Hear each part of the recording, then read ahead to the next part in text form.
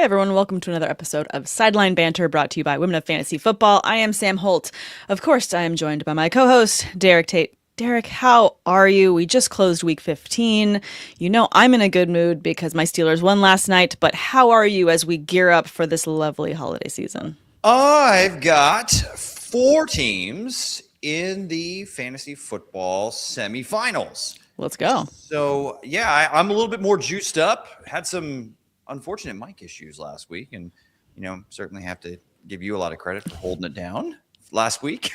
So It's fine. It's always a good time, and we're in such playoff buzz. We had a crazy amount of questions last week, guys. If you're tuning in live, please throw them in the chat. Tate and I will get to them as quick as possible. Hopefully, you're all gearing up for another round of the playoffs. Let us know how you're standing, and we will definitely help you out as quickly as we can. Tate, you're in 4 playoffs. That's awesome. 4, yeah. 3 of them I secured a first round bye. 1 last week in my 1 wild card matchup. It was a nail biter, Sam. Came all the way down to Monday Night Football. Speaking of your Steelers, Aaron Rodgers and Arthur Smith did me a solid because I was going up against Aaron Rodgers. Okay. And it seemed like in the first half, they were totally fine with just running, tight end quarterback sneaks in short yardage situations. Gotta love Arthur Smith offenses, right? And they also pitch it to Jonnu Smith. So, shout out to Arthur Smith working in my favor, but your Steelers also got the win, so I imagine we're both happy. Yeah, I mean, hey, it sounds like it worked out for both of us. My Steelers needed a win. We've got some interesting matchups to close out the season. Hopefully we can, stay on top of the division as we absolutely should. And have a fighting chance in the playoffs. We're trying to stay positive. Gotta get there first, but yeah. I have a sneaky suspicion that week 18 is going to be, you guys are the game that are flexed all the way to the primetime matchup, last game of week 18. Aaron Rodgers trying to get to the playoffs one final time, going up against Lamar Jackson with potentially a playoff berth on the line. Maybe. That's how I feel it's going to go. But just maybe. Maybe. I hope you guys take care of business beforehand, just because, it's good for the show.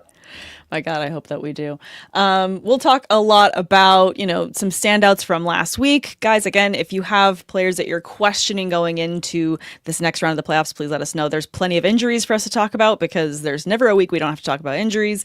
And then, just some matchups that we're excited about getting into this next week. Plus, Petty Parlays is back to finish us out. So we'll jump right into all of that. Before we do, I see a couple questions in the chat, so I want to make sure we get to these before we get too into the weeds.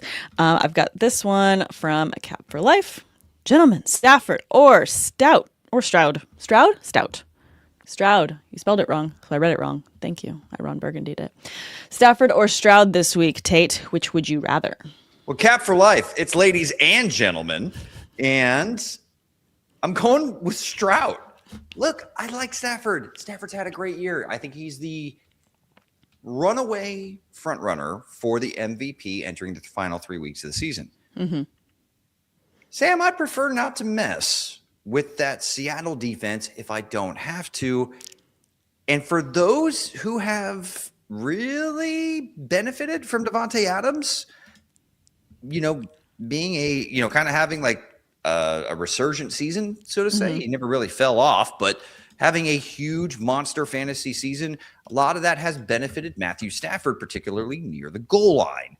If he's not available up against that Seattle defense, if you have another option that you like, I'm okay going with Stroud.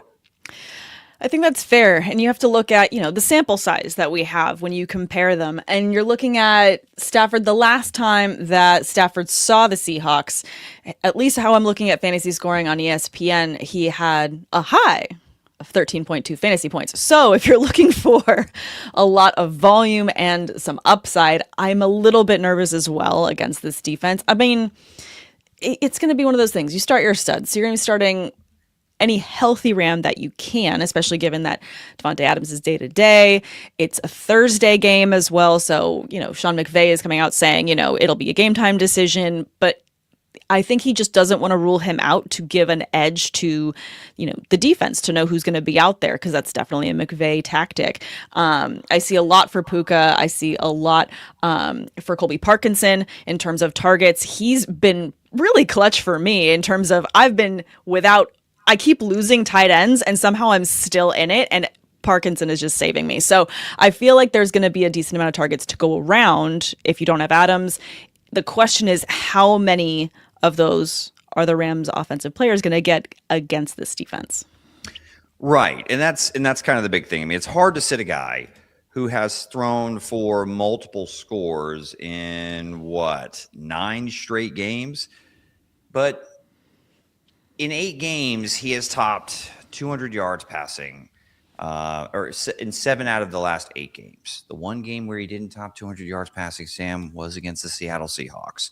So going to Seattle, tough matchup, potentially without Devontae Adams, who has been a magician as far as being able to create separation in goal-to-go situations.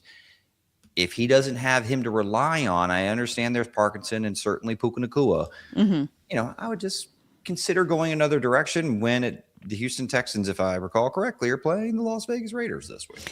Yes, a very friendly matchup for the Texans. Again, this kind of goes into you're playing for the best possible floor, and I feel like this is a safer bet between these two. You've got Stroud or Stafford here in this question. So for myself, I'm leaning towards Stroud, again, just because that Seattle defense is just so freaking good. And it's a little bit scary. So yeah, that's where I'm leaning. A couple more that I want to jump into in the chat. You guys are fantastic, and I've really enjoyed this season with you. You guys are all fantastic throwing questions in the chat, so thank you for that. We love you. We love you so much. Joe, being mean and flexing here, though. Joe in the chat saying, I did it for you guys. I won the Sideline Banter League. This is my only flex because I lost in all my regular leagues. You know what? A win is a win. Good for you, Joe. We appreciate you joining in. This one from Jonathan. Tracy or Sutton, PPR 1 point for first downs. Thanks. Good luck, everyone. Tracy or Sutton, Tate? I'm actually probably going to lean towards Sutton here. Sutton Lee, I feel a lot better about this Denver passing game. Pun intended, I suppose. Sure. It's been nice, even though I know we talked about him versus Troy Franklin and even Pat Bryant kind of getting involved in this offense. But Sam, in 2 consecutive games now, Sutton has seen 10 targets, caught 6 passes for over 62 yards, and last week, over 100 yards and a score for the first time since week 3. So I'm going to go with the Denver Broncos, even though that Jacksonville team is playing much better, specifically on the defensive side of the football during their winning streak. But, I could see them having to lean on this passing game again. I think that the offensive outlook and approach for Sean Payton has changed drastically. I think they have the 3rd highest neutral passing rate in the NFL this year, Sam. So for me, if they're relying on Bo Nix and Bo Nix is actually delivering, I'll go ahead and lean with Sutton in this situation. I think that's fair, and I understand why you'd skew and kind of question this, because Tracy coming off a game against Washington, where not only did he get the rushing touchdown, but he's got a receiving touchdown as well, 70 yards on the ground, 27 in the air. Mm-hmm. I mean, it was a great score, but the week before that, week before that, New England, 3 points. Mm-hmm. Sorry, 3.8 fantasy points. This was his biggest game with Washington. Now they're going up against Minnesota, which I think is a little bit tougher on the ground. So I'm with you in terms of looking for that upside bump, especially given, obviously, we're in playoffs week heavy. So hope that helps you there, Jonathan. This one from Cap for Life. Flex spot, Breece Hall, DJ Moore, or Dalton Schultz. Ooh, that's actually really tricky because Dalton Schultz has also been playing pretty damn well. Dude. So we named this week's episode No Risk It, No Biscuit, and we featured tight ends as we were promoting this week's show. And gosh, talk about tight ends that are just going to suddenly get you there. Schultz is definitely one of them. I'm probably going to lean towards Schultz. As far as a floor play, if you're looking for a pure ceiling play and you're projected to lose by 20 or 30 points and you need to throw a little bit of a Hail Mary, Moore's probably got a little bit higher upside, particularly with Romo Dunze banged up with a foot injury. But when he faced off against the Green Bay Packers just 2 games ago, Sam, DJ Moore had 1 reception for -4 yards. Yeah, not great. I know they don't have Micah Parsons anymore, which is really, really, really, really sad. And I know we'll probably get to Patrick Mahomes at some point. But just focusing on this question, that's how I would play it. I would go floor or ceiling depending on what your projections look like. So more for upside, Schultz if you just want a higher floor. I think I'm going to zig when you're zagging. I'm going to go Breece Hall here. He's got the Saints, and I just feel like there's a lot you can do and capitalize on them. I think the only thing there is there's not a lot of fight left in the Jets. So there's not a lot of fight left in Breece Hall. And I feel like there's plenty of fight left for Schultz. So if you're looking for someone that you're actively cheering for, to all your points, Tay, I would personally rather start Schultz because I'm going to enjoy watching that game more. I'm going to be gritting my teeth, despite the fact that Hall is projected for more points compared to both of these other players. I know. It's just it doesn't feel good because it's not good. It's been brutal. It's been absolutely horrible. So I'm just saying you can't completely ignore. It is still Breece Hall. However, the Jets just don't feel like they have a ton that they're going after. His last 2 fantasy games, he's had less than 5 fantasy points in each of those matchups. The last time he's had himself a big game was against Cincinnati in week 8, and that was over 30 fantasy points that he wrecked in that week. The last time he had a touchdown was week 13 against Atlanta. Again, this is the Saints. There's still some fight left in them. Is there enough fight left in the Jets is my question. Well, Tyler Shuck's actually given them more of a chance to have a puncher's chance to win every week. I mean, in back-to-back weeks, Sam, they have beaten the Carolina Panthers and the Tampa Bay Buccaneers. Now, granted, I'm with both of how those teams have been this year, very up and down and 500, and they're leading the division right now. That's, not saying a whole lot, but it is signs of life from Tyler Shuck. So I'm not necessarily penciling this one in for it being an automatic competitive game. I think that there is a possibility that the Saints are better than the Jets and seem to be certainly trending in the right direction in direct comparison to the situation that Breece Hall's in right now. Yeah. It's just brutal. We've got actually quite a few questions. I want to make sure we get to these before we continue to dive into what's coming for us in week 16.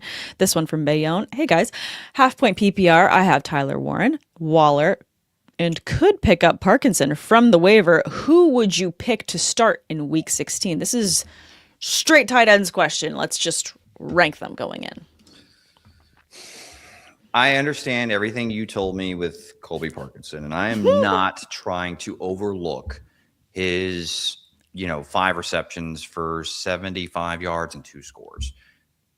I get it. Again, goes back to their matchup.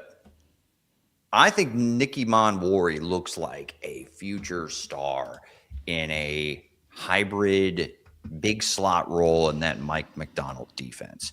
And I think he's part of what's unlocked that defense over, I'd say, the last 2 months of the season.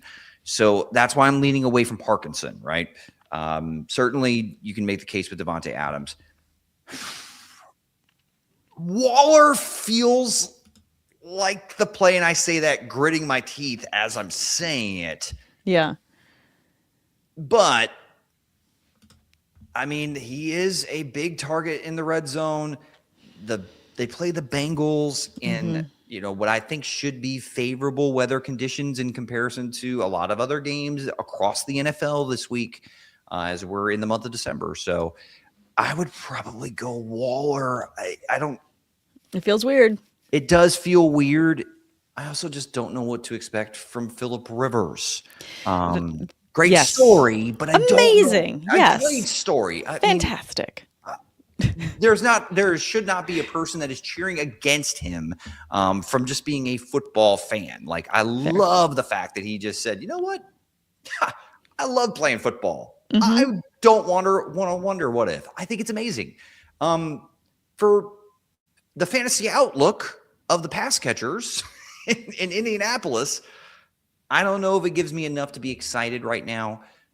I'm going to go with Darren Waller, even though I love Tyler Warren. I know it sounds insane, but, Waller did have himself a nice performance against the Steelers. A lot of it came in garbage time, which is, I think, probably the biggest hesitation that I have. Sitting a guy like Warren, who's been great his rookie year, I just see a path where maybe that turns into a shootout, and I want a piece of that if Waller is the red zone target there in Miami.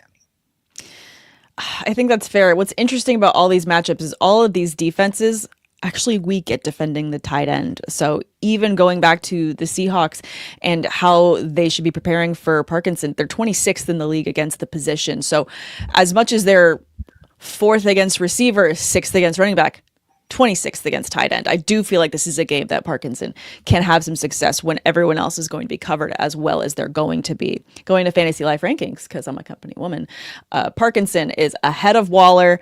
Waller is ahead of Warren. They are in that order. Parkinson, Waller, and Warren. Just going off of rankings alone for myself, I'm going to lean Parkinson. I'm starting them as well, so maybe that gives you an edge as to why you should or should not start them. I'm just saying, I'm starting Parkinson. Ow. I'm leaning there. I do love the matchup for Waller as well.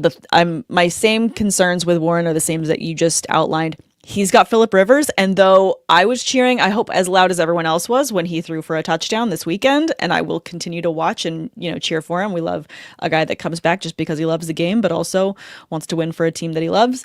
It's fantastic. For my fantasy team, I'm going to go for upside, and I'm going to go where I think the volume's going to be. I feel like in order to move the ball forward, the Rams are going to have to play through their tight ends. Yeah, I would just raise my hand and go, who did Tyler Warren play last week? Don't ask me hard questions. The Seahawks. And he went 3 catches for 19 yards. So, just... Fine, then start Waller. That's all. That's my only very fair counter argument. There. Okay, counter argument. MVP candidate Stafford, Tua. Oh yeah, there's that. I lose that one every day. Yeah. Okay. So I think we're back to being even, and I feel better now. Guys, thank you so much for getting all these questions in the chat. We really appreciate it. This one from Joe. Who would you rather, Stafford, Hurts, or May this week? I will just pull up my Fantasy Life rankings here over at quarterback to lean here. Hurts and May are going to be above Stafford easily again because we've just been highlighting this Seahawks defense and how stout they're going to be. Hurts just above May because he's playing Washington this week. So I'm going to rank them to mirror that. I'll go Hurts, May, and Stafford. How about you? It's very hard to trust Jalen Hurts, who has had a very, very, very up and down season this year. Mm-hmm. I know that he had a nice week against the Raiders. Awesome. He should have. When he had 5 turnovers the week before against the Los Angeles Chargers, it's a decent amount of turnovers. Just a little bit up and down. Whereas Drake May has been. I know he had a rough game against the Buffalo Bills. He did have 2 rushing touchdowns, though. He did. So I'm going to go with Drake May. Fine, fair. We're splitting hairs between 2 great quarterbacks, but obviously we have to rank Stafford just outside because of the defense that he's playing. This one from Bayonne. Half point, I have to choose one quarterback for week 16. Who would you start between Caleb and Shuck? That's a tough pick. Talk about splitting hairs. That is way tougher than it has any business being. Oh, damn. I hate to say this, but I feel like I want to go Tyler Shuck over Caleb Williams. I can't believe I'm saying that. Oh my God. Well, they're right behind each other in Fantasy Life rankings, and they're ping-ponging across everyone's rankings because it'll do the consensus as well as individuals, and they're going back and forth. So I think that it makes sense why you're in a pickle, Tate. I am as well. My gut tells me to go with Caleb. I just love against the matchup. Packers. I love the matchup. I love it inside for Tyler Shuck too. Just do it for the plot. Start Tyler Shuck. There you go. That's the answer. I'm going to go with my gut. Yeah. Clearly, I want to go with Shuck. Yes. I mean, if it's that difficult, it's because you want to make that pick. This one from Spartacus.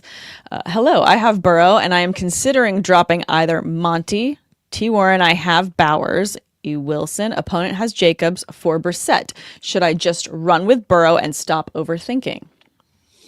Solid question. No, it is. And one other Burrow hasn't quite really looked like himself since he's come back, right, Sam? Doesn't sound like himself in interviews, that's for sure. Yeah. Obviously it's probably just demoralizing that, here they are again. They're missing the playoffs, and, Joe had another injury riddled season. Mm-hmm. And we keep having to talk about Sam. Finally, Jacoby Brissett had a game where he finished with under 250 passing yards in a game, and he finished with 249. Like, 3 scores again over the last 3 games. He has 7 passing touchdowns. Like, he's thrown over 40 pass attempts in every single one of those contests. Like, it is quite clear who they're leaning on right now to engine the offense there in Arizona. Mm-hmm. And Brissett has developed a very reliable floor, and it's not a bad matchup against Atlanta. So I would say I'm okay with picking up Brissett. Now, who do I drop? Mm-hmm. Probably Emmanuel Wilson. I agree. I think this is actually one of those kind of strategy moves where you just want to pick someone up to kind of play a little bit defense against your opponents as well. I would still start Burrow, but just to pick up Brissett, just to have him so someone else doesn't, as a just in case, I'm always for. So I love starting Burrow this week. It is a very friendly matchup. And if it gives you any hope, even my Aaron Rodgers, which sounds like a terrible sentence I would never normally say, had over 200 passing yards against the Dolphins this past week and 2 passing touchdowns. And I will say, despite the fact that I have a Steelers sign behind me, I do believe that Joe Burrow has very good pass catchers at his disposal. So, well, we do have to keep an eye on T. Higgins, though. We do. He still has Jamar Chase.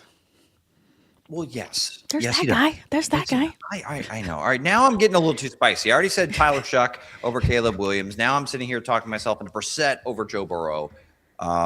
All right, I'll let you check me on this one. Stick with Burrow, but definitely pick up Brissett to block anybody else from potentially being used against you during the playoffs. Best offense is a good defense. Just saying. Mm-hmm. This is how we win championships. This one from Fighting Solves Everything. I kind of love that name. I have Bowers and Warren and was thinking of getting Parkinson. Is this move necessary? Don't know that it's entirely necessary unless you're in a tight end premium league. And again, going to just keep away against your opponents. If you're going up against someone else this week that has weak at the position and you can afford to just steal away a tight end, then that would be the only reason. But it really depends on your format if you can start all of them. I mean, I would have a hard time starting Parkinson again this week. Now, again, if you want to block, that's fine. I don't see a path where I'm not going to start Bowers, though. No, 100%. You're starting Bowers for sure. This one from Mark. Pickens or Evans at wide receiver 2 in PPR? I'm probably going to lean Pickens. I understand Mike Evans looked good. Mm-hmm. So happy he's back. Lord knows we need him. But yeah, I'm going to go with Pickens. He's just, had a great season. And Mike Evans is kind of the man beater for this Buccaneers passing game when opposing teams try to go cover 1 or cover 0, something like that. And the Panthers run a lot of zone. So I don't know if I see a repeat performance for Evans in week number what are we in, week 16? We're in week 16. This is the place we live now. Wild. George Pickens, though, for this week. I'd also like George Pickens for this week. And looking at the matchup, Chargers defense is first in the league against the position. So part of me wants to say this is going to be a matchup pick. However, I do feel like the Chargers will charger and they will shoot themselves in the foot a little bit when it comes to big games like this. I do feel like both of these teams still have a lot to play for. So could they get in their own way a little bit, the defense, and could, Dak Prescott is really on one right now, and I think getting a lot of volume out. So I do feel like in order for them to stay in this, it's going to be done through the air, not on the ground. So to me, I do feel like I like Pickens just a little bit more for upside. You're definitely right to bring up that matchup, though. The Chargers defense is playing out of their minds over the last month. They are, but they are also really good, again, at getting in their own way and at least creating situations where the game ends up staying closer than they need it to be, which makes their opponents create kind of shootout formats. So I do feel like, this is something where I don't want to be blinded by that alone. There's a lot in the air when it comes to games like this. But then for Mark's follow-up question, then I would play Evans over Tyrone Tracy. Yeah, I think that's a great call out too, in terms of how you rank them. Let's see. Wow, so many questions in the chat today. You guys are awesome. Fighting solves everything. I need 2 flexes. Tet, Michael Wilson, Henderson, Judkins, or Woody. I don't know how you can sit Henderson right now. You can't. I wouldn't. I don't want to. But we get to pick 2 from this list. Yes. I will probably go with Tet McMillan. Zion McCollum's also now dealing with an injury in that Buccaneers secondary. Right now, I know this is not a Buccaneers podcast, but Sam, did you catch Todd Bowles' post-game interview? I did not. I'm so sorry. I missed it. No, it's fine. I'll catch you up. Can you fill me in? I'll fill you in real quick. Thank you. Explicative laden. Oh, no, wait. I did catch this. I counted. There were like 8 curse words. And 7 of them were little F-bombs. Through a couple, there's some other ones in there. They were all for flavor. There's some extra words thrown in there for flavor. Had some spice to them. It was good stuff. In-house fighting, though, is what I'm trying to say. And fighting solves everything. This is the question. It does. Fighting solves everything. So hopefully Todd Bowles saying, hey, I'm the head coach of the team, but the coaches have done everything they can. It's up to the players now to really, you're saying that hey, if you've done everything you can and this team is still losing, then why are you the guy for the job moving forward? Anyway, yeah. I digress. So that Buccaneers defense right now, there are problems. So for me, give me Tet McMillan against the secondary that is pretty banged up and struggling right now, giving up a lot of explosive plays. I think that's fair. Picking 2, my picks are all going to be the same ride or dies that I've kind of been sticking with and what's taken me into the playoffs. I'm going to go Michael Wilson and I'm going to go Travion Henderson. Both of them within the top, 25 in terms of rankings and going into this week based on their matchups. They've gotten you this far. You might as well keep going. I would love to get Ted in there, but still. Yeah, that's what I'm saying. Either whether it's Ted or Michael Wilson, I definitely want to get Henderson, Wilson, and Tet in there. I don't know what the rest of your roster looks like. Fighting solves everything, but I like all 3 of their outlooks this week. They all have very good outlooks, yes. But Judkins and Woody kind of drop off the list when you can make that comparison. So that's hopefully going to narrow down your choice for you. This one from Mark, Burrow or Dak, just straight up. Which would you rather? Burrow. I know you like Dak, and I like Dak too. He's had a really nice year. Bengals ain't right, but if you're giving the stamp of approval, Sam, and you think that Joe Burrow is going to have himself a nice game against a Miami Dolphins defense that, kind of got picked apart by a very pedestrian passing game there in Pittsburgh, then yes, that's exactly what happened. So no, I do like how Dak has been playing, but matchup based alone, my ghost of Aaron Rodgers got me a win.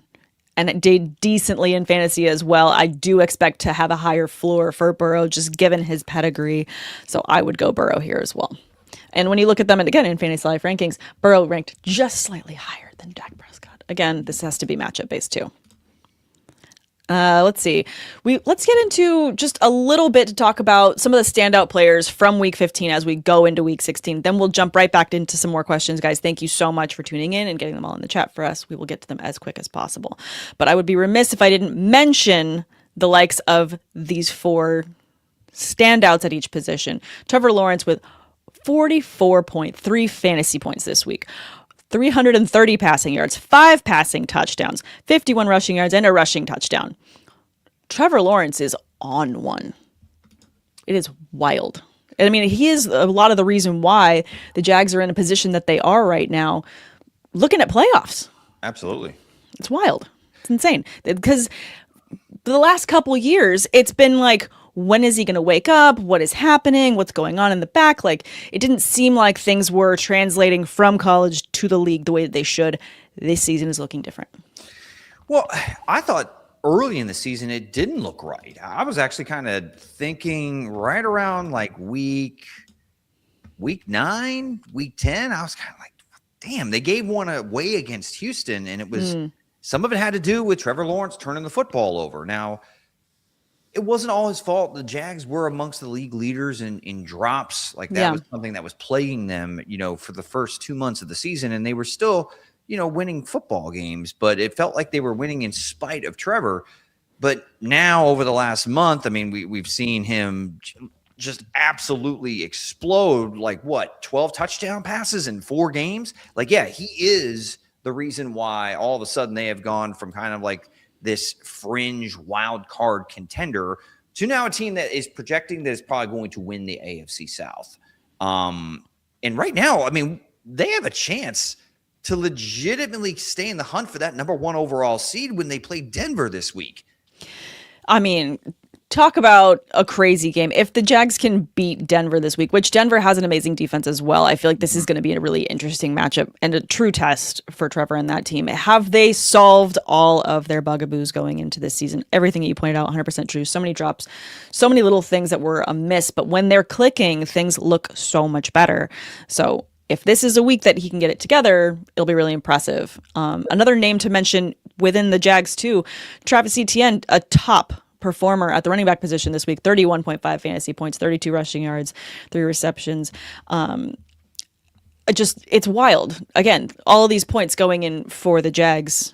I cut you off before you're going to say something about this matchup. Well, no, I'm just going to add, I'm going to pile on. Brian Thomas Please. Jr. all of a sudden looks like the guy that we all expected him entering the entire 2025 season after a great rookie campaign. He looks healthy. He looks right. And him and Jacoby Myers really have a nice 1-2 punch. They complement each other's skill sets very well. But you're 100% right. Going to the Mile High City against that defense, you said it poignantly and perfectly. It's a true test as to whether the Jacksonville offense has clearly figured it out with Liam Cohen in his system, or if, Trevor Lawrence, this is an aberration. We'll find out in week 16. It makes it a very interesting discussion on, like, where do you rank him? Like, do you trust him? Like, yeah. It's hard not to after he has a career day with 6 touchdowns. I mean, I think it all just goes back to, in terms of who are your better options, and who else is standing out on your roster that you could start over them at this point. 2 other players I want to make sure we talk about before we jump into more questions, just standouts again from week 15. Amon-Ra St. Brown, 41.4 fantasy points, 13 receptions, 164 yards and 2 touchdowns. Looking fantastic. He's got the Steelers this week, and they are 21st against the position. Detroit's playing at home. I do know how offenses can run up on my Steelers. I'm not going to act like that doesn't happen. It does. And I do feel like, St. Brown has the speed, and Goff is very comfortable when he's at home and in that dome, and not having to play in the snow, I definitely think is going to give them the edge. Well, think about how we went from entering week 14's matchup against the Dallas Cowboys, him dealing with an ankle injury and possibly looking like he wasn't going to play. Then he guts it out with 6 catches for 92 yards, and then follows it up against the Rams and one of the best defenses in the NFL with a 40-plus point fantasy day. I think right now with Detroit in the situation that they are, and not to mention over the next 2 games, Sam, they're going to be playing indoors. They got at home against Pittsburgh, and then at Minnesota inside their dome. Yep, so, nice and cozy inside. Yeah, nice and cozy inside. So Amon-Ra St. Brown, Jamison Williams, Jahmyr Gibbs, they're all must starts for me over the next 2 weeks, because it doesn't look like Sam Laporta's coming back. It looks like he's going to have surgery, unfortunately, which should end his campaign definitively in 2025. Bums me out. Anyways, I'm not bitter because he's on my IR in my Dynasty League, but That's the league that I'm starting Parkinson in. So that's why I'm trying to stay positive. Yes. Speaking of staying positive, though, I feel like there's another tight end that we have to talk about that I don't want to talk about because you see the helmet in the background. Are you going to mention anybody? Kyle Pitts. We got to talk about Kyle Pitts. He was the reason many people were knocked out of the playoffs. And after that game, opponents facing Kyle Pitts, they just put up the white flag. They put their hands up and said, please stop. It hurts too much. 45.6 fantasy points, 11 receptions, 166 receiving yards, and 3 touchdowns. I mean, you knew that this was a contract year for him, and he does this. I feel like he's done this before. Like, we'll have like one big game towards the end of the season just to play for that contract and just gets us. Just when you thought you were out, you're pulled back in. Are you not on this Kyle Pitts train? You don't want to join in on the fun? No, I'm disgusted that it happened against my team. I'm You're bitter? Distraught about it. Like, I'm very bitter. I'm very upset. Tate is in the bitter barn. We're so sorry. So let's look at this though from a fantasy lens and objectively look at what Kyle Pitts has done over the last 3 weeks. A lot of it without Drake London, but with Kirk Cousins under center. 8 targets, 10 targets, 12 targets, 7, 6, 11 receptions, 82, 90, 166 yards. And they've got Arizona this week. Yes, you should. 25th against the position. And they're playing indoors, Sam. Don't have to worry about weather. Mm-hmm. Yes, you should start Kyle Pitts this week. And it would be the most Kyle Pitts thing in the world to deliver that type of fantasy performance and follow it up with like 2 receptions for 13 yards. I mean, I hope not. He's currently ranked tight end 3 going into week 16 on Fantasy Life right now. I'm starting him. I'm starting him over Travis Kelce. I'm starting him over Yes, you are starting him over Travis Kelce. I mean, okay, I'm going to tell you this is going to be really interesting and divisive because, again, looking at rankings, consensus rankings on fantasylife.com, Kyle Pitts, tight end 3. So the 2 tight ends that are ranked above him, Trey McBride, I have no argument. George Kittle, also have no argument. He's ranked above Brock Bowers. Bowers has the Texans. Yeah. No. Well, so it makes sense. He should be this week. I get it. The volume too. The volume is there, Sam. It's there. The matchup's nice. Like, all of these really reflect perfectly the situations that all of these tight ends are facing this week. I think the only one I would maybe try to edge up again is Waller, just because he's got the Bengals this week. But still, Kyle Pitts tight end 3. You should start him. Yeah. Everything points to starting him this week. And I swear, if he is the reason why he's on 3 of my 4 fantasy rosters entering this playoff semifinal week, I'm putting my money where my mouth is, everybody. Mm-hmm. You're going to see a very sad Derek Tate the next time we record if Kyle Pitts lays an egg in week 16. But I'm hesitantly optimistic about him based off of what we've seen over the last 3 games. I think that's fair. Last really big news that I definitely want to touch on before we jump into more of these awesome questions.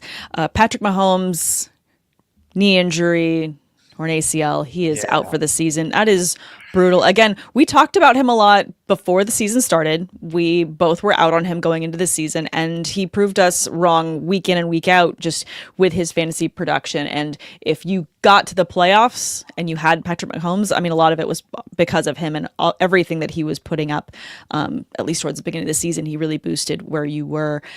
Now the Chiefs have the Titans this week.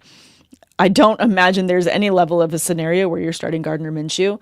But it definitely does put a little bit of a knock on most of your Chiefs players if you were looking at starting them. Yes. So, Sam,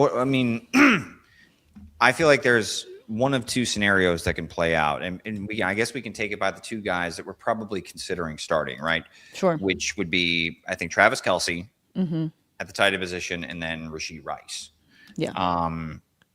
Sam, I have no idea what we're going to get from Travis Kelce. Is he going to check out? I'm not saying I'm not going to accuse him of quitting or anything like that. No. But They're out of the playoffs. There is no way for the Chiefs to get into the playoffs. So there's really not a ton to play for besides playing for the love of the game, which that all of these players absolutely do. And if talk about players that love the game, Gardner Minshew, so much fun to watch in terms of what he likes to put out on the field as well. And again, it is the Titans, so this is a winnable game for the Chiefs in a lot of aspects. This could be one where we go into next week talking about Gardner Minshew having an amazing game because it's against the Titans. So this is a really friendly matchup, but because you brought up Travis Kelce, again, Fantasy Life rankings, he's currently sitting at tight end 6. Looking at Rashee Rice, I mean, he's a little bit further down. What is that? Wide receiver 15? That's exactly where I was going to guess. Yeah. And that's the thing. Where do you 13? How do you feel about starting the two main cogs of the Chiefs offense? I don't feel super confident about it. Certainly you're kind of hoping for a reliable floor, but I feel like we don't really know what the hell this Chiefs offense is really going to look like. No. Without number 15 under center. No, it puts a knock on several players, but if you're someone that has been starting Rashee Rice since he came back, you're probably leaning on him quite a bit. I think what you're looking for is some positivity and upside. Titans are 27th against the position when it comes to wide receivers. So there is that. You can throw on them. This is going to be a very interesting game. To your point, we have no idea what this Chiefs team is going to look like with Gardner Minshew for a full game. But if they're going to move the ball forward, it's going to be through their studs. So it'll be through Rice. It will be through Kelce. But temper those expectations. Well, yeah, and that's another thing too. Is Kelce going to try to go out with a bang and this is truly the final season of his Hall of Fame career? Is he just going to say, you know what, I'm going to go out and trying to burn opposing defenses for the next 3 games and just leave it out there and walk away from the game knowing, hey, it just didn't go our way this season, but I had a hell of a career. Or does he kind of feel like, well, damn, this isn't how I saw this going. Like, I came back to win a Super Bowl, came back to avenge last year's, disaster against the Philadelphia Eagles, and it got even worse. Like, and he contributed to that. Like, he, the drop that turned into a pick six against the Jags, even in, what was it, against the Houston Texans, like a pass that he should have caught that turned into a pick to end the game. This was not the Travis Kelce that obviously we saw throughout most of his career. I don't know what this is going to look like. It just makes me very, very, very nervous starting both of them. One of the leagues that I have Rice and I have Kelce. Mm-hmm. It was great when Mahomes is under center. Yeah. Now that it's Minshew, I don't know if I trust either of them. So, no, I know. I think you have to start them because I do believe that they are the two guys that are probably going to be the main engines for Gardner Minshew, and I imagine they're probably still going to operate a lot of those West Coast concepts that Andy Reid is known for. Mm-hmm. We've seen Minshew have some fine performances in the NFL when pushed into a starter's role. So he's not a complete, travesty, but it is kind of, I'm not excited about it, even against the Titans. Yeah. But I'm probably hesitantly starting both players, but if I do have some other quality options that I see a path to some more upside, I would consider them in week 16. I think that's fair. Let's jump to a couple more questions, and then we'll do a little bit of preview going into week 16, and then we'll talk about some petty parlays. Let's see. We got this one from Bayonne. I need 2 running backs and 2 wide receivers and 1 flex. So let me list these off. Running backs, Gibbs, Swift, Marks, Monangai. Wide receivers, Tet, Pickens, BTJ, and Amika. 2, 2, and 1. Yeah, obviously Gibbs. Mm-hmm. I'll go with DeAndre Swift. Mm-hmm. I know it's not an ideal matchup, but I do kind of wonder, how that Packers defense looks without Micah Parsons. Mm-hmm. And then at 2 wide receivers, give me Tet, give me Pickens, and I'm not going to mess with the Broncos defense if I don't have to. Give me a Mecca Ibuka. Yeah, I think that's fair. I think I'll do the same. Part of me wants to go BTJ just to be different. But yeah, I'm going to marry yours as well. Thanks. You're welcome. All right, this one from Spartacus. Confident in the Patriots defense next 2 weeks. I mean, yes. I mean, they're not going to be playing Josh Allen every single week. So, yeah, and really, for this week in particular, Yeah. Lamar Jackson threw the ball 12 times, Sam. He dropped back 16 times. He was sacked 4 of those times in a blowout against the Bengals. Mm-hmm. And then you've got the Jets. So, yeah, there's confidence. Yeah, absolutely. There's your upside. So, yes, confident, yes. Depends on your other defenses available, but that's always kind of goes without saying. Depends on who else you have to start. But are you confident these next 2 weeks? Yeah, more than this past week. I'd be completely fine unless there's an elite defense available rolling with the Patriots over the next 2 weeks. There you go. All right, this one from Joseph. If I'm somehow able to get both CMC and Bijan, which 3 would you start? AJ Brown, Bijan, Bucky, Achane, CMC, and Travion. CMC, Achane, and Bijan. Yep. Same. I mean, I love what Travion's doing. I love Bucky. Mm-hmm. Sean Tucker vultured a touchdown away from him this week, I think, if I remember correctly. Excuse me. And then AJ Brown. Why sign up for that if you don't have to? I know he's playing better, Sam. I get it. Keep AJ happy, but that's how they're winning. But when you've got 3 top 6 fantasy options at running back, then give me that all day.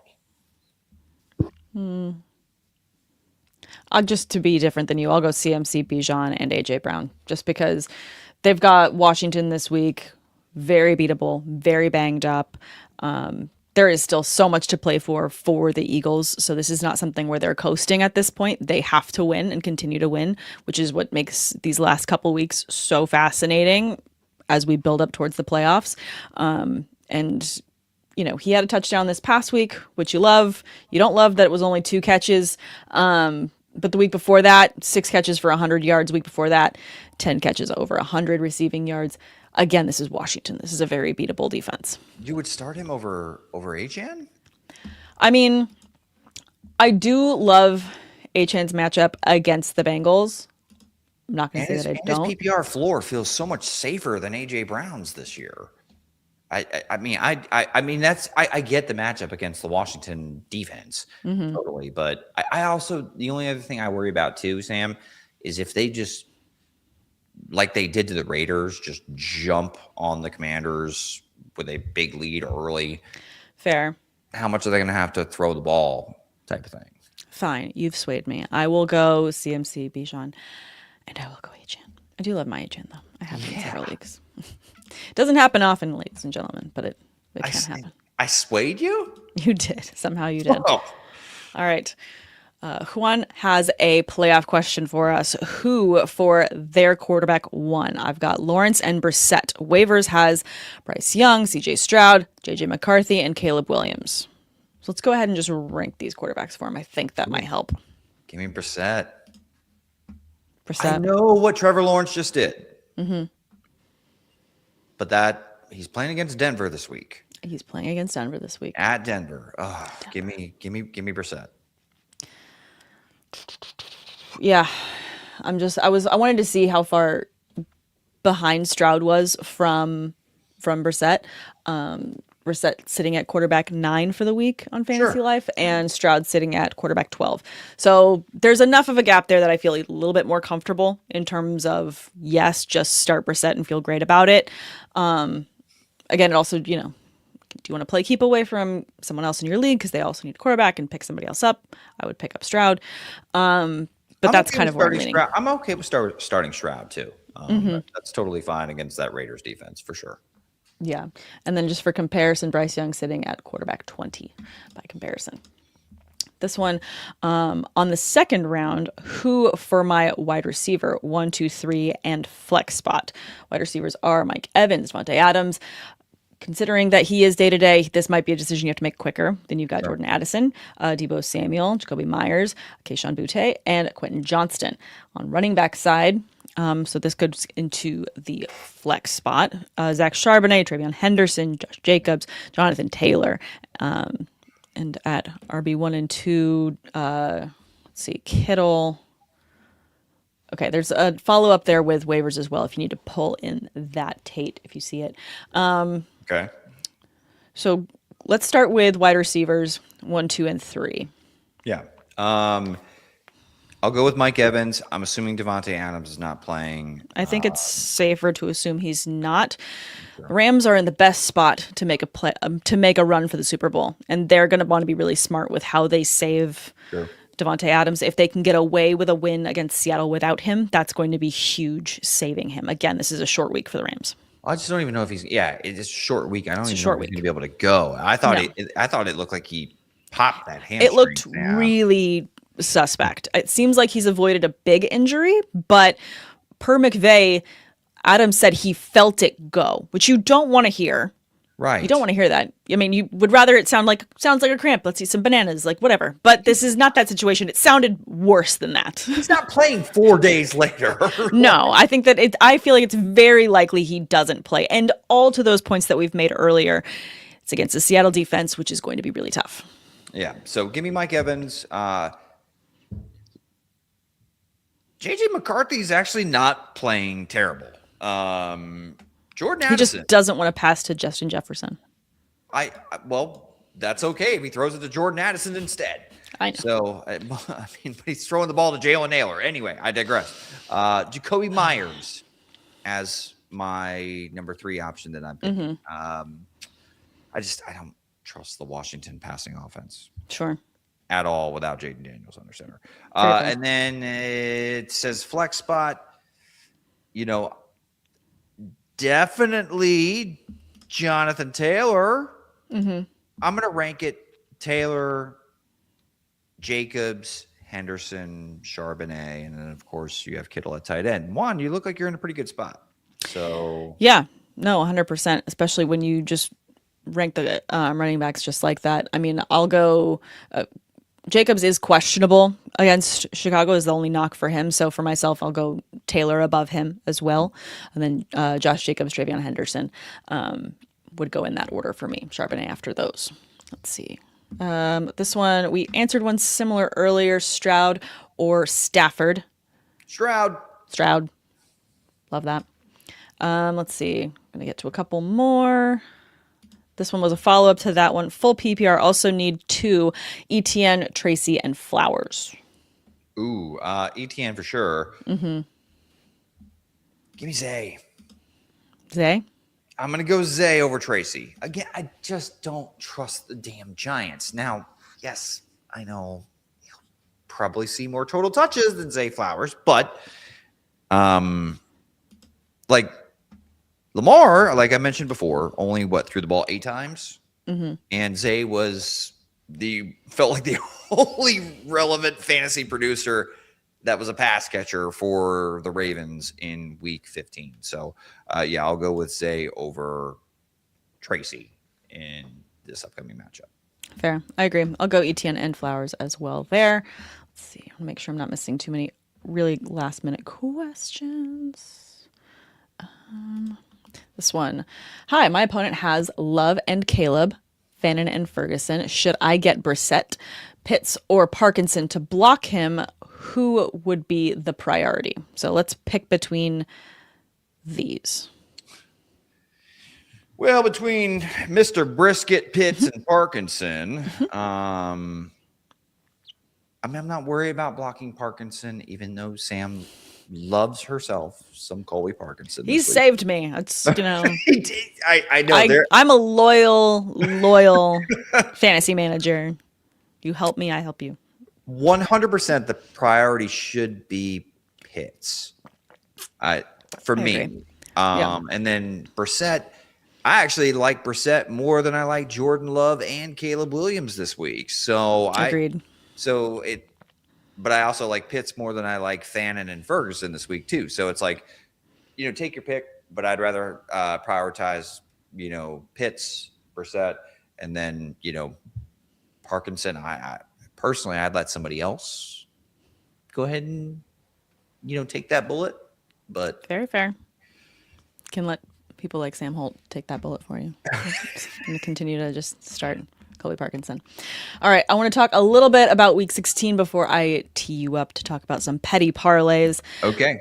All right. As we look going forward towards week 16 of these matchups, I just want to know, which one are you most excited to watch? I know for myself, I'm really looking forward to watch, shockingly, more Phillip Rivers, because he's facing the Niners, and they were so close to getting the upset and getting the win this weekend. They're in Indianapolis. Mm-hmm. The Niners are looking a lot better, but you never know. You never know. And so to me, I'm really excited about watching that one. That's Monday Night Football. You've also got, obviously, Thursday Night Football, which should be a lot of fun. Rams, Seahawks.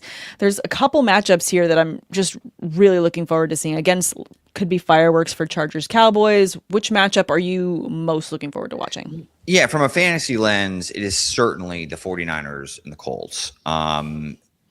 Personal investment, I have to go ahead and, peel back the curtain here a little bit and let you all know that in 3 of the leagues that I am playing in this weekend with a potential opportunity to advance to the championship round. Yep. I've got both Jonathan Taylor and Christian McCaffrey. So, and they have done me well for the vast majority of this season. I bet. So watching them play against one another on Monday Night Football with my championship aspirations on the line is I'm going to be tuned in. You're going to be in your feelings. Yeah, don't call me, don't text me, and I'm going to probably lose a little bit of hair. You may see a balder Tate next time you see me. But, oh my God. Happy holidays. Yeah, so definitely that matchup. I think the Jags Broncos. I think that these are 2 quarterbacks with Trevor Lawrence and Bo Nix that have certainly flashed. And I think that they're both, over the last month, Sam, they're both, I think, the driving force behind their offenses and how they've been able to elevate their teams into contention for the number 1 overall seed in the AFC that's going to be without Patrick Mahomes. And by the way, what is something they both have in common this year that I think were kind of launching points for their success this season? They beat Kansas City. Those are the two, these are 2 young quarterbacks and 2 young teams that are in the infancy of learning how to win in big moments. And both of those quarterbacks delivered. Yeah. In those moments, and you've seen them kind of grow since those points. So I'm really intrigued to see what this looks like in a potential playoff preview in the AFC. Yeah, that's going to be honestly a really fantastic matchup. I really can't wait to see it too. Again, what I love that there's so many different ways you can see the playoffs boiling down. I'm also looking at, we've got, what is that? Packers Bears.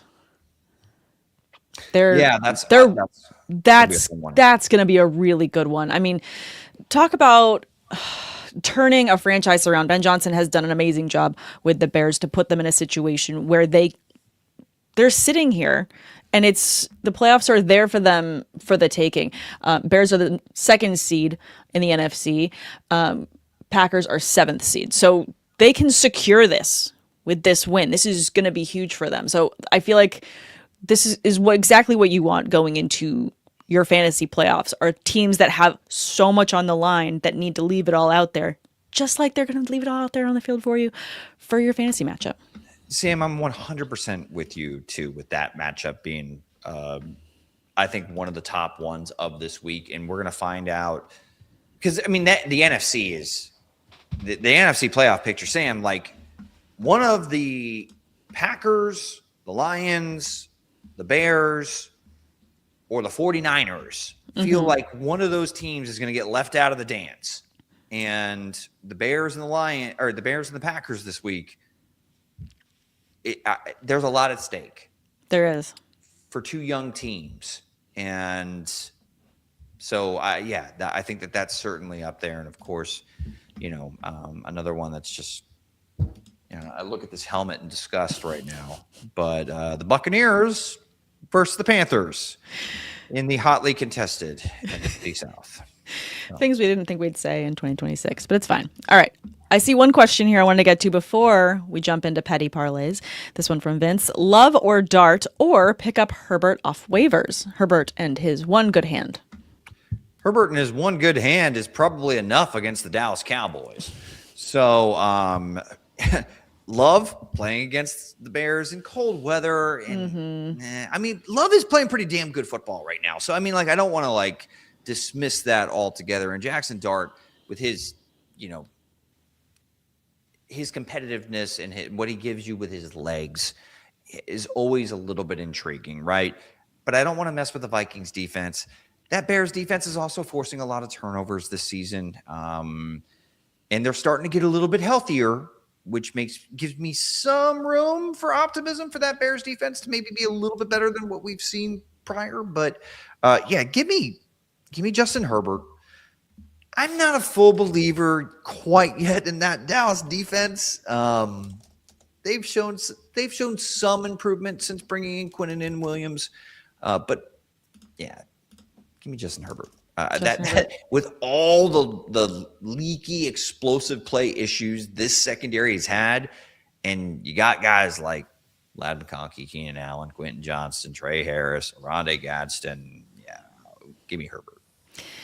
I understand wanting Herbert. I just went ahead and threw these three quarterbacks into the lovely start sit tool over on fantasylife.com. Guys, if you haven't checked it out, it is pretty cool. You can divvy things up by overall overview or as well as stats.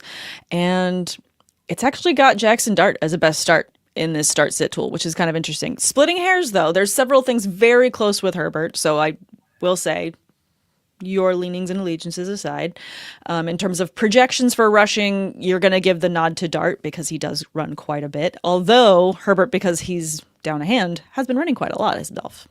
Right. I'm the way I'm looking at it, Sam, wouldn't we say that Brian Flores is probably one of the better, more chaotic, psychopath, defensive, schematic guys in the NFL? Mm-hmm. The amount of pressures that he brings, in particular, like fire zone blitzes and stuff like that, that's a lot for a young quarterback to handle that doesn't have a great offensive line in front of him, doesn't have a great go-to option in the passing game.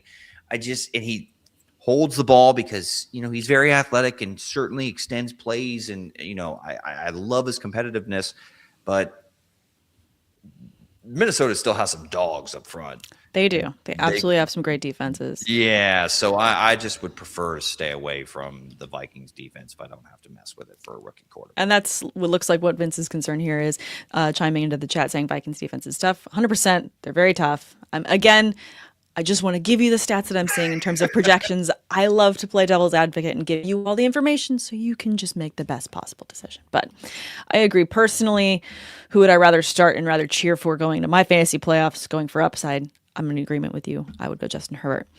That being said, Tate, I want to tee us up for petty parlays, my favorite thing we've been doing this season, which, guys, if you love bets and you want another little edge to those bets, this besides just the chalky things, Tate has some really fun parlays that have a petty edge. So I say do it for the plot. These bets are for that.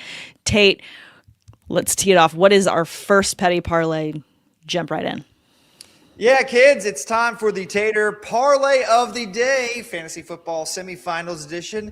Count them with me. 1, 2, 3-leg parlay. And maybe an additional fourth one if I'm feeling a little bit feisty. And Sam, one of the reasons I'm feeling feisty, because, we all have holiday parties. Some of them, being work related, some of them being with family, which, they practically take it as a party, at least in the Tate household.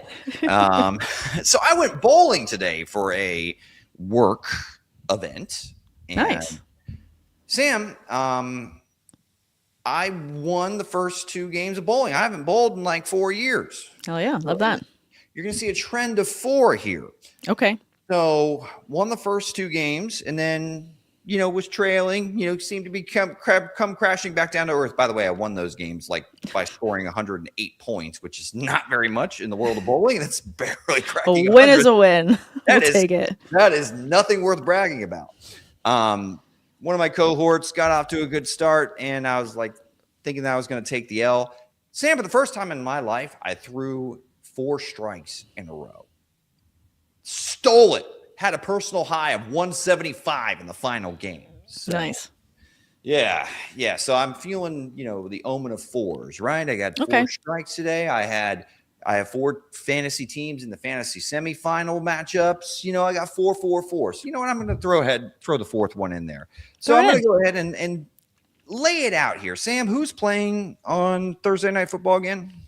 We've got Rams Seahawks. I'm guessing you've got a feisty one here, considering there's a lot at stake for both these teams. Yeah, there's a lot at stake for both of these teams. So we mentioned Devontae Adams on multiple occasions.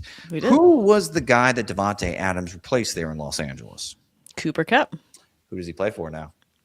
The Seahawks. I'm seeing a connection. I'm seeing a petty moment. Yeah, okay. Well, let's go ahead and let's list him as one of the petty parlay guys. Love it.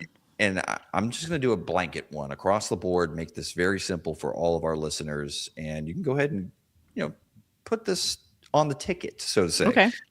Next one, the Jacksonville Jaguars. Mentioned that's one of the games I'm going to be paying attention to. They're playing against the Denver Broncos. Sam, Trevor Lawrence used to target a guy at the tight end position before Brenton Strange. Who was that? Evan Ingram? Evan Ingram. Yes, he's now a member of the Denver Broncos, isn't he? Yes, he is. Yes, he is. So I think that's a petty parlay nominee, right? I like it. Let's throw his name in there. Okay. Let's stay at tight end. Okay, I'm loving it. We've talked about the potential of a shootout down in South Florida between the Miami Dolphins and the Cincinnati Bengals. Oh, yeah. There's another one. New home, new place. Talked about Darren Waller, right? Yeah, we did. Who's the tight end on the other side? Mike Gesicki. I'm seeing your trend. Yeah, you got it. Who did Mike Gesicki used to play for? The Dolphins. That's right, Sam.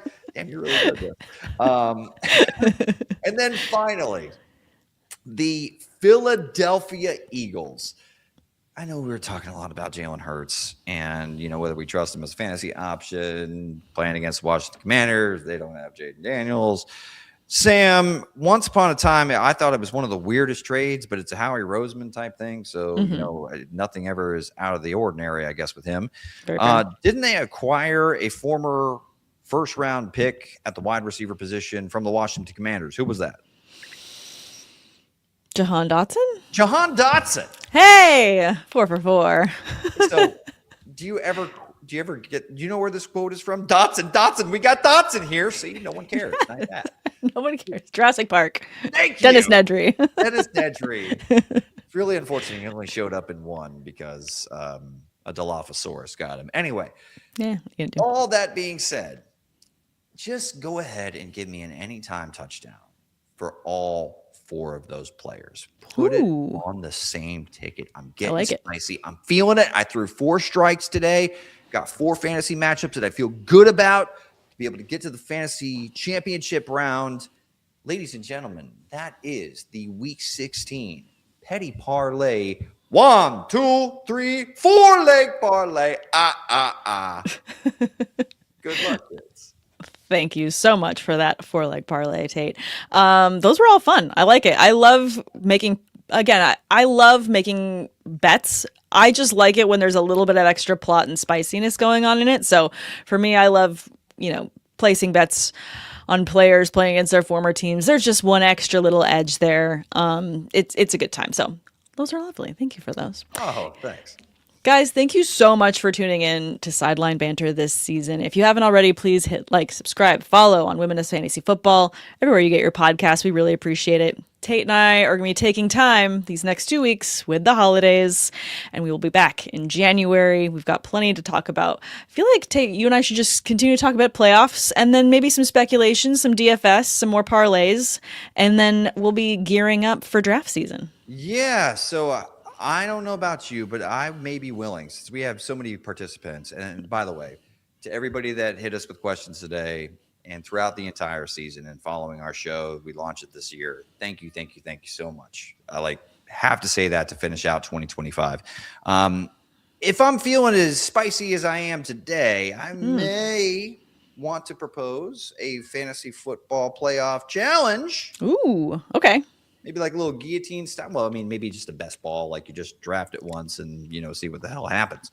Yeah. But, I just wanted to express my gratitude and say happy holidays to all of you from me and my family over here. It has been such a pleasure to get back on the microphone with Sam. Sam, you are the best. Oh, thank you. You're the best. And happy holidays as well. Yes, thanks. And yeah, happy holidays to all of you. Again, thank you guys so much for tuning in. Really appreciate the constant questions, chats, and follows. Again, make sure you follow us everywhere you get your podcasts. Follow Tate at Derek Tate NFL on X. You can follow me on X at Samantha R. Holt. Guys, it's been a lot of fun. Wishing you and yours all the best this lovely holiday season, and good luck in your fantasy championships. Make sure that you at us on X, anywhere you find us on social, and let us know how you finish out your fantasy playoffs this season. If you get that championship, let us know. We'd love to hear it. And we will see you in 2026 with some more fun for playoffs and as we jump into the 2026 season. Love you guys. Stay safe this holiday season, and we will see you in 2026.